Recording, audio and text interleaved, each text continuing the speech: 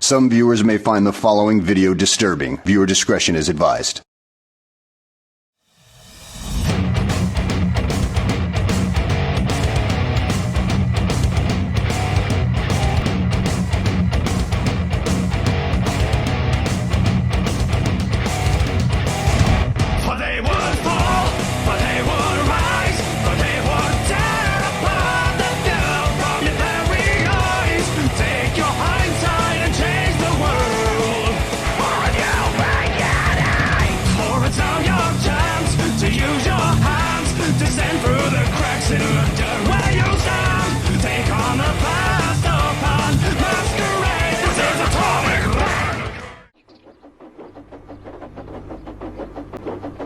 We were pulling a late-night goods train to the mainland because Sir Topham had promoted James from local goods train to mainland trains. We'd made our first journey at dry up.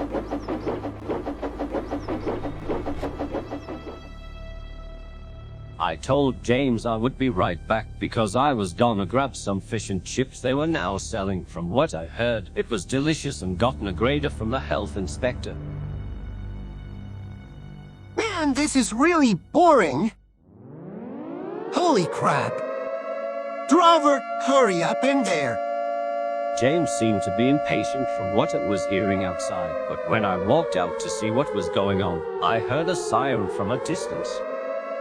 There was no power plant for what I remembered, but I felt sudden heat going through me like an oven, so I ran to James and we got out of there as fast as we can.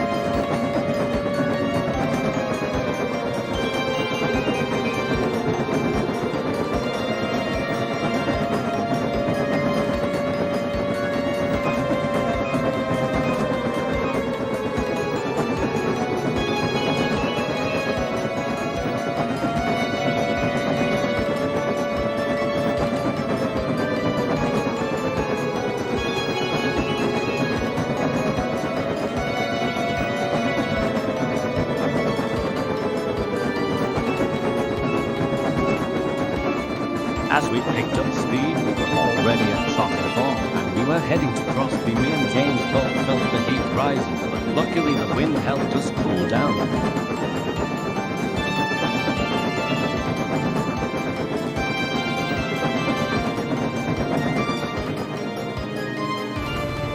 We saw Bear pulling some coaches full of people going in the opposite direction. He passed us as we were about to head towards the viaduct.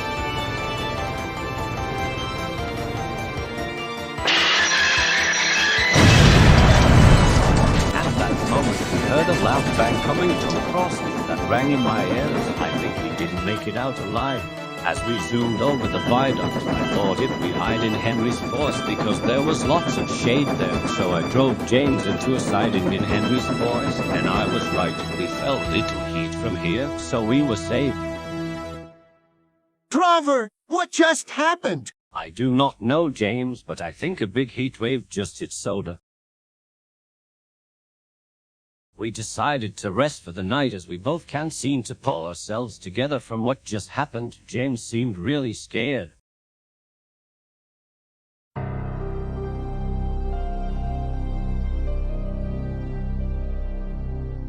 The birds were chirping as we both woke up, so I got up and hopped into James. I planned on stopping near Wellsworth since they got 3 tons of food supplies that were never delivered.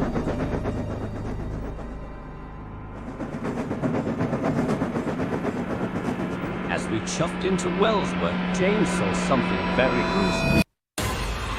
It was Wilbert. Poor thing must have tried to escape, but I think the turntable wasn't set properly, so he ended up derailing. His eyeballs seemed to have popped from their sockets from so much heat from inside him. The blood that appears to be dripping was dry, and his eyeballs were melting from the heat wave. I couldn't look at the sight. I felt like I was going to throw up.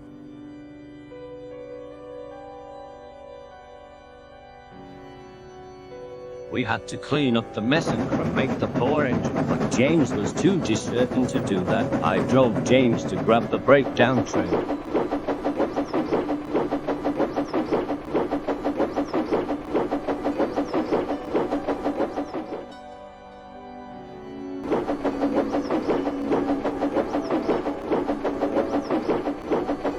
Alton was right about beer. His body was on fire and half of his chassis was missing, but we got the breakdown train and started cleaning the mess.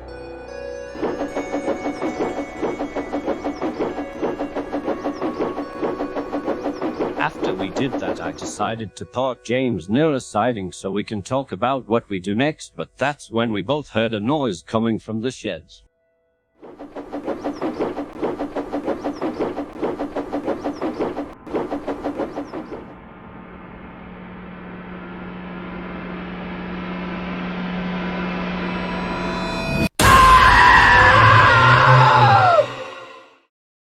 I was disbelieved Boko was safe inside the shed, and I'm just glad we found a survivor.